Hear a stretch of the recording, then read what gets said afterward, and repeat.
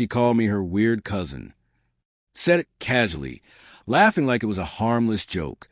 Something for the room to smirk at while her hand stayed parked on my shoulder like she owned me. A few polite chuckles followed. I laughed, too. It was easier than making a scene.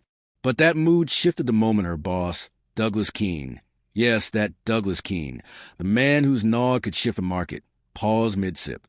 His glass never reached his lips. "What did you say your last name was?" he asked, eyes narrow. I looked straight at him, calm as still water. "Grayson," I said. "Elijah Grayson." The reaction wasn't loud, but it was seismic. Straightened backs. Hushed murmurs. Someone dropped a fork. Another cleared their throat too many times. And her face, her smile collapsed. She realized. They all did, but it was already too late. For years ago, she looked at me like I was a mystery wrapped in potential. Said I was brilliant, different. Said I had the kind of danger that came from restraint, like something locked away too well. She was drawn to the silence I carried. Told me I was the kind of man people write stories about. Then she climbed her way up. Success changed her. Cocktails replaced dinner. Warmth left her voice. I became an accessory she no longer knew how to wear. At first, I didn't question it. I supported her. She worked late. I sent food. She traveled. I trusted. But betrayal doesn't kick down the door. It seeps in through the cracks. In how she dodged the word husband. In how her voice sounded sweeter when unknown numbers rang at dinner. More polished. Less us. Then one night, her phone lit up while she showered. The screen read, "Do I still get to call you mine tomorrow?" DK. I didn't touch it. I didn't need to. The pain didn't rise this time. It crystallized. I didn't confront her. I made a choice. Douglas Keene. Billionaire. Widowed. No children. Known for discretion. Net worth. Nearly $400 million. He thought he was being clever. But I had time. And what she never knew, what I never told anyone, was who I really was before I met her. I didn't just change my name. I buried it. I left behind a legacy of quiet digital warfare and financial subterfuge.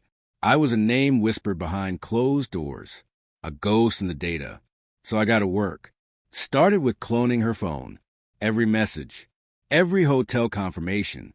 Every lie. I saw everything. Saw her not just betraying me, but replacing me. She was giving him pieces of our life. Plans. Assets. Erasing me from our future. I gave her what she wanted. Space. Distance. 3 quiet months. And during those months, I made my return. Old contacts. Shell companies. Targeted acquisitions. I mapped Keene's network. Investments. Alliances. Vulnerabilities. Then I built a trap. A fake firm. A phantom acquisition. Launched from Zurich with just enough legitimacy to be irresistible. She found it, because I let her. Drip breadcrumbs until she pitched it to him herself, her eyes gleaming like they used when she believed in me. They took the bait. Fast.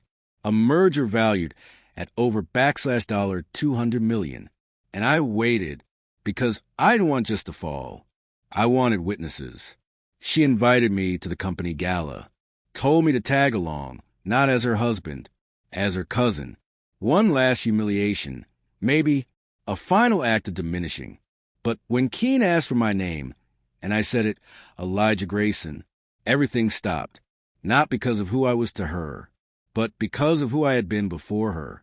The man who brought down a hedge fund with a single line of code. The man Keene once warned his own board about. The ghost he never wanted in the room was now sipping his whiskey, married to the woman he thought he'd stolen. I leaned in slightly, just enough. By the way, heard anything about the Zurich deal lately? That's all it took. His phone buzzed. Then hers. Then the CFO's. One by one, the dominoes fell. Fraud alerts. Compliance red flags. Boardroom panic. Everything evaporated.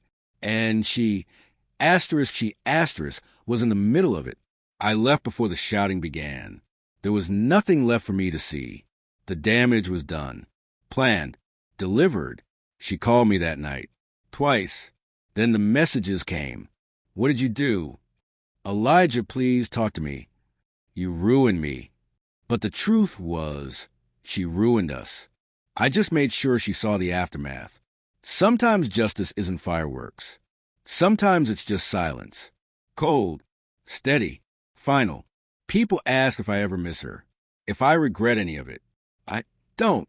Because when someone turns your love into a stepping stone, the most powerful thing you can do is become the wall they can't climb.